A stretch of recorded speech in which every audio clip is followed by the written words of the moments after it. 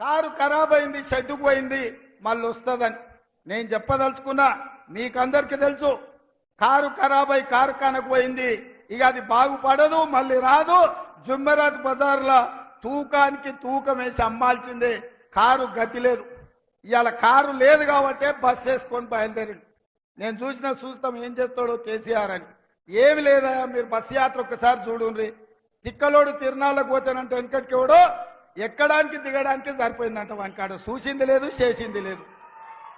ఇవాళ చంద్రశేఖరరావు బస్సు యాత్ర కూడా తిక్కలోడు తిరునాళ్ళు పోయినట్టే ఉంది తప్ప ఇంకొక మాట లేదు.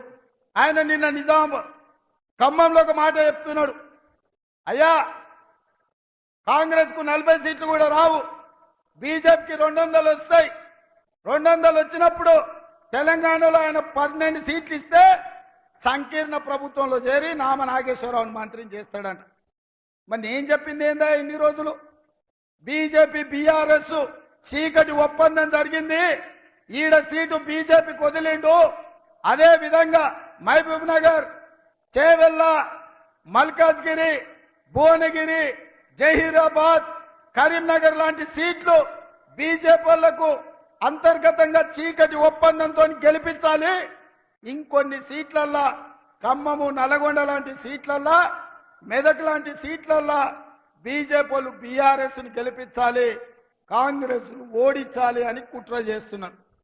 నేను ఇవాళ చంద్రశేఖరరావును అడగదలుచుకున్నా, మీడియా మిత్రులారా మీరు కూడా రాసుకోండి, ప్రధానంగా చూపించండి. కేసీఆర్ ను ఇండియా కూటమిలోకి రానియం, కేసీఆర్ ఇంటి మీద కాకి మా ఇంటి మీద వాళ్తే ఒక్కటే దెబ్బకు తుపాకీ తోడుకొని లేపి అవతలేస్తాం. కేసీఆర్ ను కాదు, కేసీఆర్ ఇంటి మీద వాలిన కాకి మా కాంగ్రెస్ గోడ మీద వాళ్తే కూడా మా కార్యకర్తలు కాల్చి అవతల పడేస్తారు. మా దగ్గరికే రానియం. మరి 12 సీట్లతో కేంద్రంలో ప్రభుత్వం ఏర్పాటు చేస్తాడా? ఎవరితో చేస్తాడా కేసీఆర్? అంటే ఎన్డీఏతోనే కదా, బీజేపీతో పొత్తు పెట్టుకుంటా అని చెప్తుండు కదా.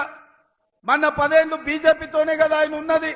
ఈ చట్టాలు వచ్చినప్పుడు పార్లమెంట్లో మద్దతు ఇచ్చింది ఆయనే కదా.